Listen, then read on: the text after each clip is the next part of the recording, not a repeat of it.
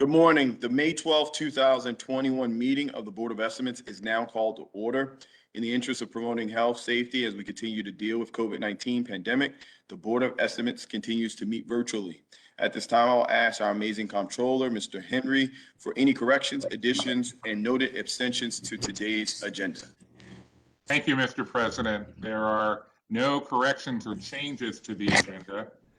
There is one protest on page 119 to 121, item number 2, Bureau of Procurement B50006175, mowing of grass, landscaping, and gardening. A protest was received from Robert Fulton DeShiel on behalf of Lorenz Incorporated. The following items are being deferred or withdrawn. On page 64 to 65, Department of Housing and Community Development, land disposition agreements with American Communities Trust is being deferred from today until May 19th, 2021. On pages 119 to 121, item number 2, Bureau of Procurement B50006175, mowing of grass, landscaping, and gardening is being withdrawn. The following items are being moved to the non-routine agenda. On page 2, from the Bureau of Budget Management and Research, Annual Ordinance of Estimates, fiscal year 2022. On page 3, also from BBMR, the Annual Property Tax Ordinance for fiscal year 2022. On pages 4 through 7 from the Department of Planning, fiscal year 2022 to 2027 Capital Budget and Capital Improvement Program. On page 8 from the Board of Finance, the 6-year Capital Improvement Program. And page 9, Department of Finance, 6-year Capital Improvement Program. And on pages 99 to 101, item number 5, Bureau of Procurement, B50004813, Interior Renovation, Carpentry, and Associated Trades. No items are being moved to the routine agenda.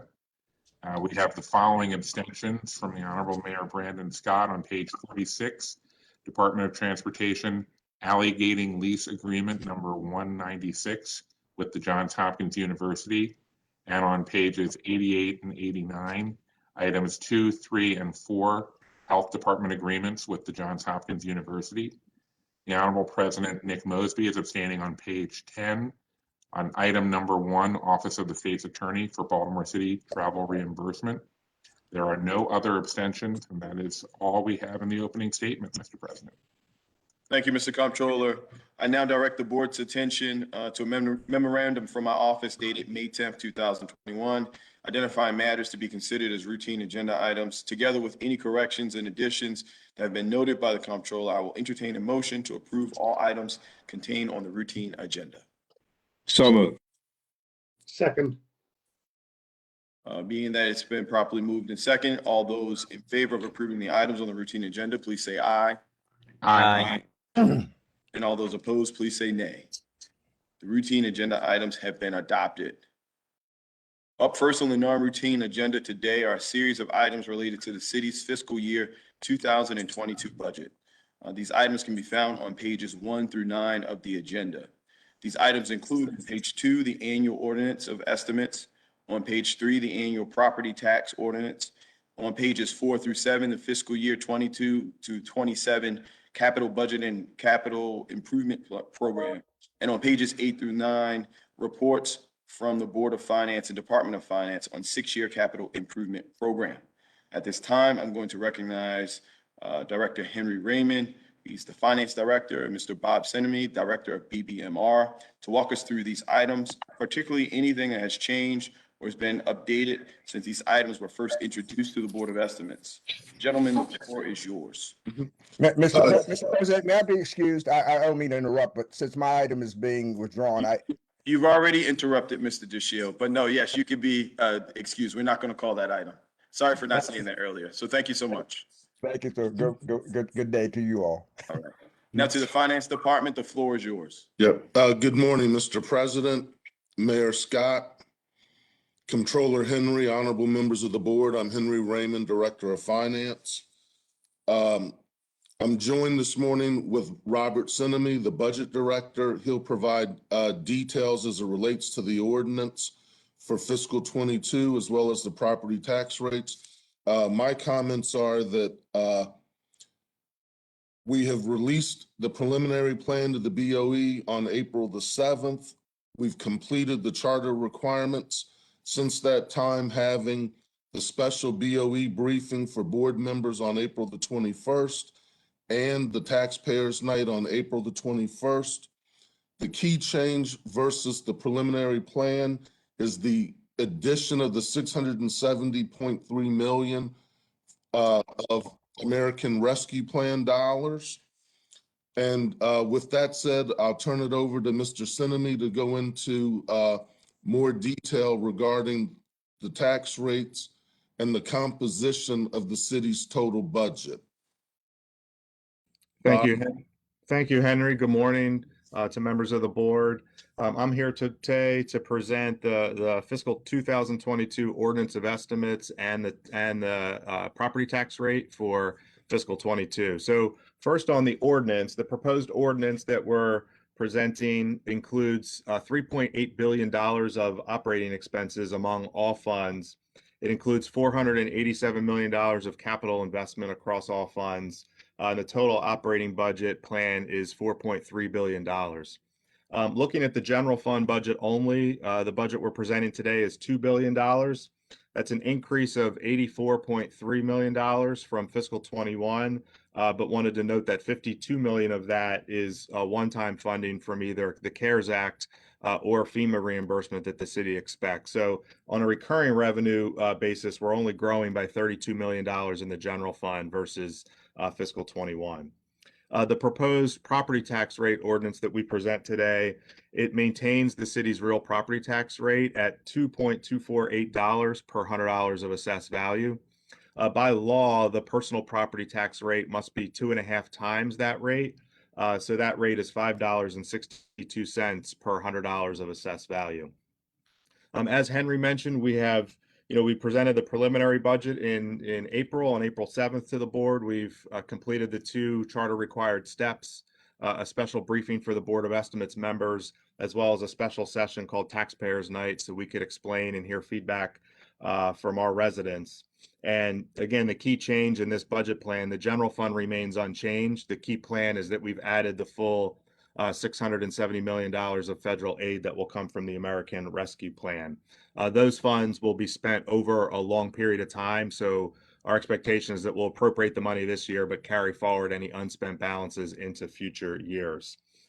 We have released, as we speak, the executive summary document, which I can show you a photo of quickly. That should be delivered to the folks on the board. You will get your copies. They'll be delivered today if you haven't received them already. For others on the call, you can view a version of that document online at bbmr.baltimorecity.gov. The next step in the process after today, pending board approval, is that the ordinance of estimates will get introduced into City Council, and then council hearings will begin on the budget with an overview at the end of May, and then agency-specific hearings in June. So in closing, I would just like to say that we think this is a responsible budget. This has been an extraordinarily difficult year financially for many reasons, primarily because of COVID-19. We think that this does begin the city's slow recovery from COVID-19, but we still have a lot of financial challenges. We're proud of the fact that we've been able to maintain and in some cases start to restore some services that we lost in fiscal 21. That's nothing short of almost a miracle given the financial situation that we've been in. So I would ask the honorable board to approve these 2 ordinances, and I'd be happy to take any questions from there. Thank you, Mr. Sinemy. At this point, are there any questions or concerns or items to address from members of the board? Mr. Comptroller, the floor is yours. Thank you, Mr. President. Mr. President, Mr. Mayor, like both of you, I ran on a platform of change, one that promised collaborative leadership and a new level of transparency, accessibility, and accountability to our citizens and taxpayers. As a member of the Board of Estimates, I had expected for all of us to be engaged in detailed budget reviews in the form of agency hearings in advance of the Board of Estimates Taxpayers Night. which is why I was disappointed to learn that the process described in our budget book is not the one we actually follow. While I did receive several high-level briefings from BBMR, providing me with a general understanding of the needs and forces shaping our FY22 budget, not until this week was there an opportunity to discuss particular departmental budgets or review agency detail. I know that this is not the fault of anyone here. I now realize that our city has been doing it this way for years. Simply having the Board of Estimates approve the preliminary budget as a high-level concept before moving on to the more detail-oriented approval process before the City Council. I agree that there are good things in this budget. I can say that there are things that I support and which will help move Baltimore forward. More resources in DPW to help make the city cleaner and greener. Funding in the Mayor's Office of Employment Development to provide what might, for the first time ever, be a YouthWorks job for every young person who made it into the program. Serious efforts being made towards a permanent housing solution for the homeless in our community.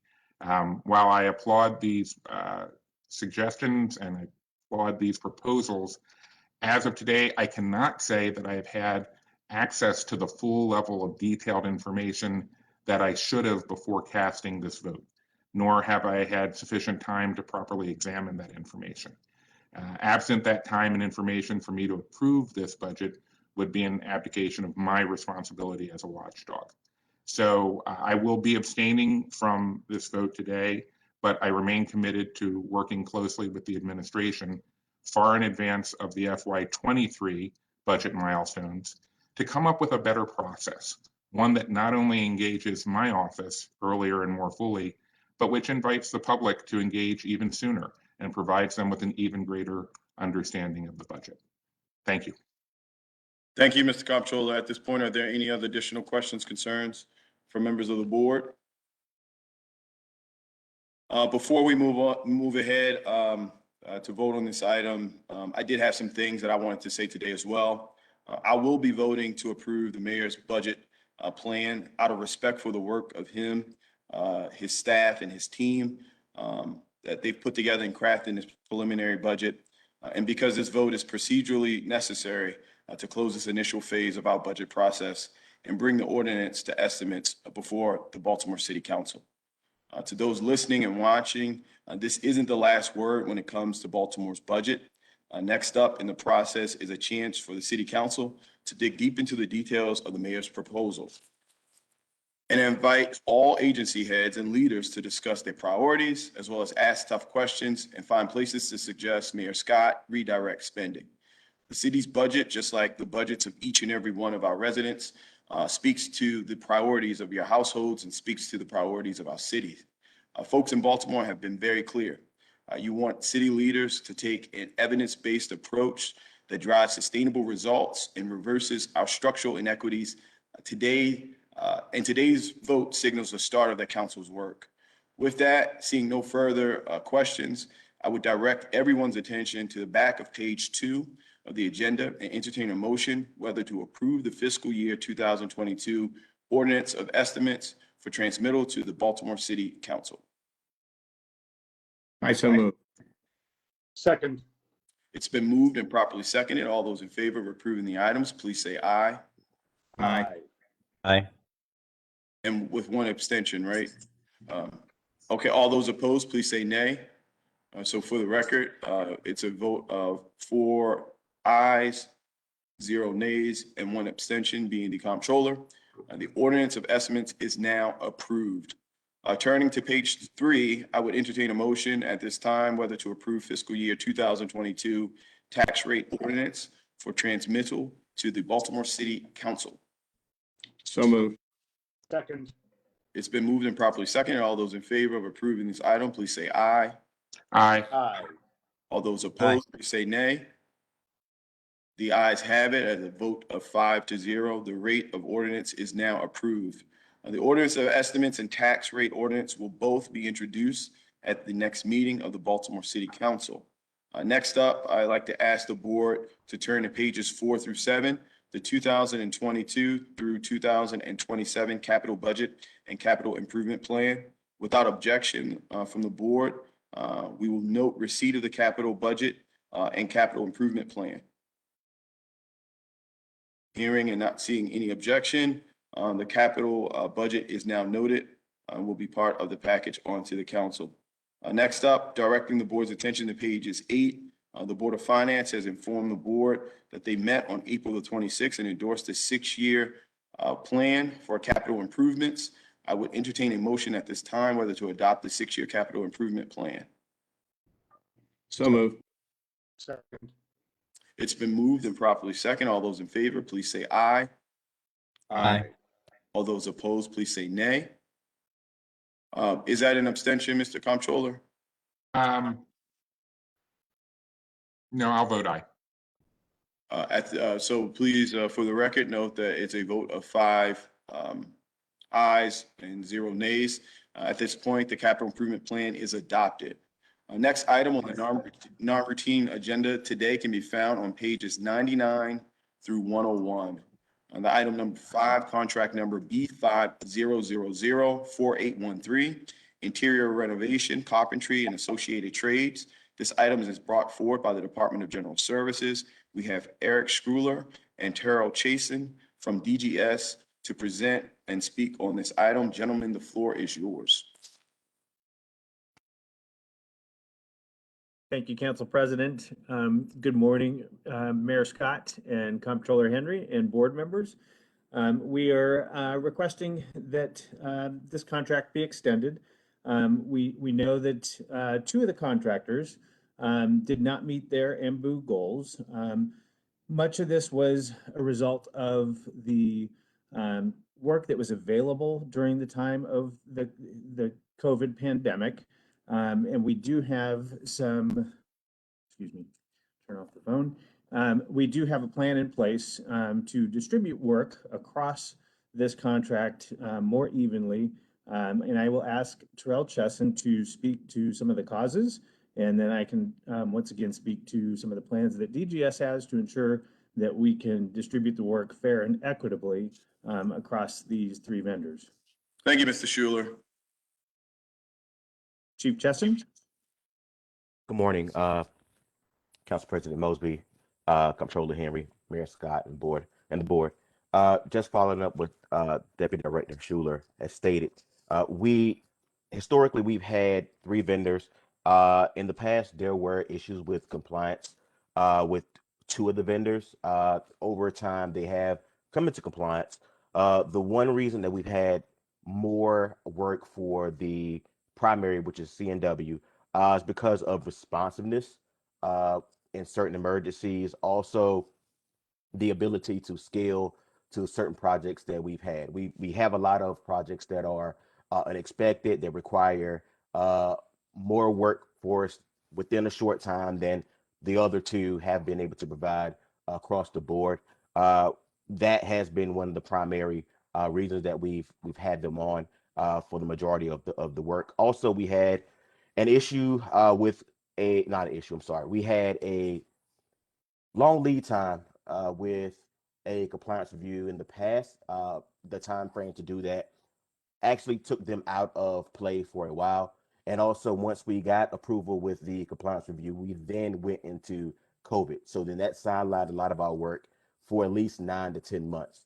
The work that we've had since we've had the most recent approval has been work that has already started, work that was technically underway, and work that we had POs for that were emergencies that we had to begin.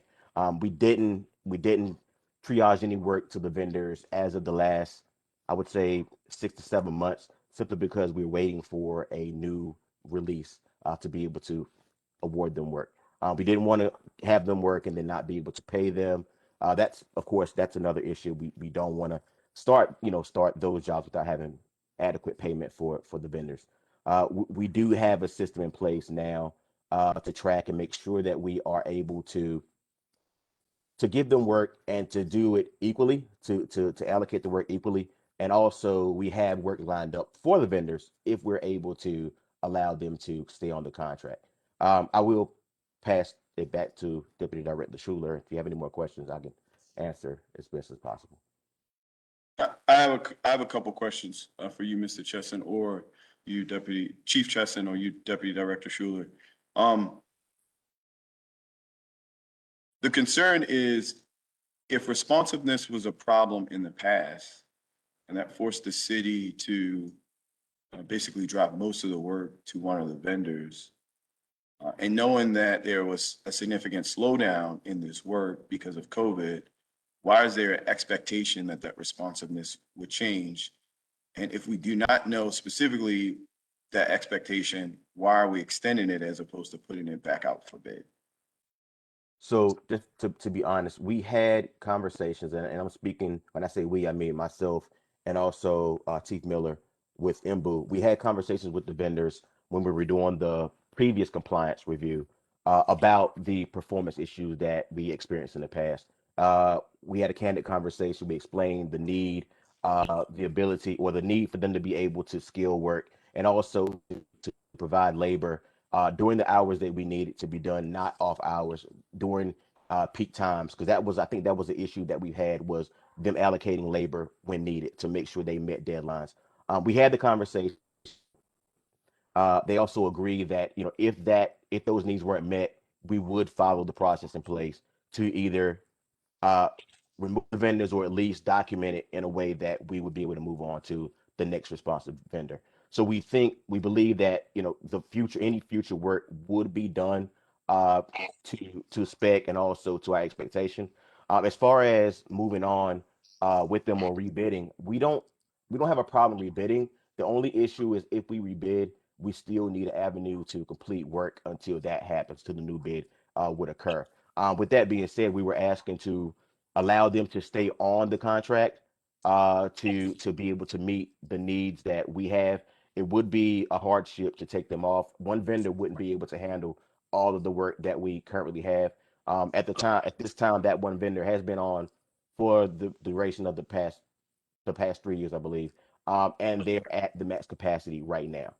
So we definitely need to have the other two vendors on the contract to be able to meet the needs that we already have in queue that we haven't been able to start. So it's more about being able to respond to operational needs, uh, being able to avoid any hardships, and just being able to be responsive to the different agencies that ask us for work, or the emergencies that we have to have those agencies respond to at any given time.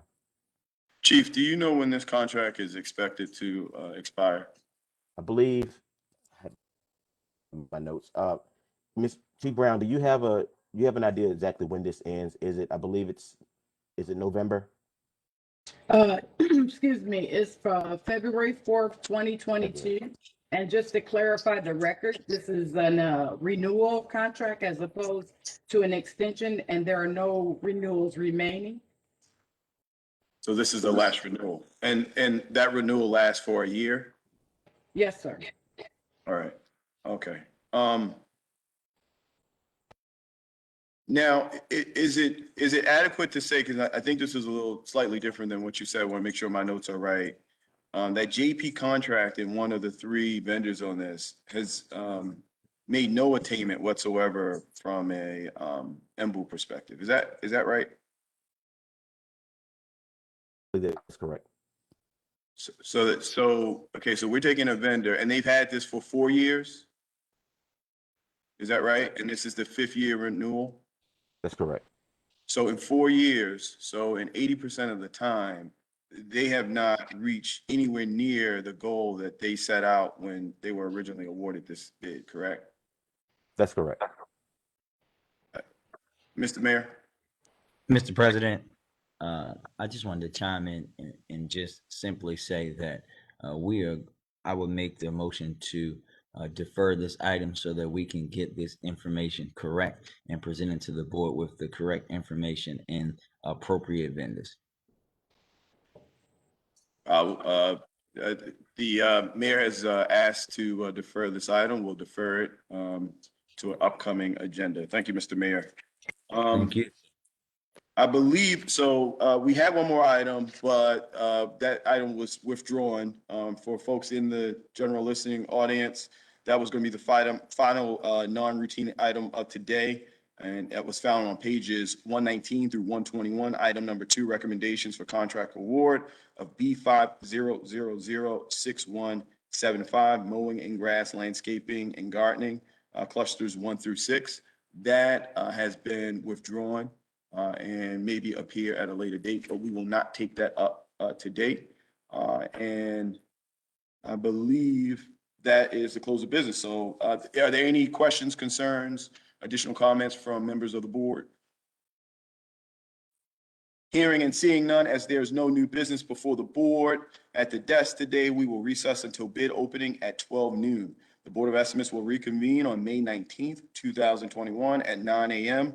I'd like to thank everyone for tuning in. Baltimore, please continue to stay safe. Follow all health protocols as we continue to fight COVID-19. Baltimore, we love you.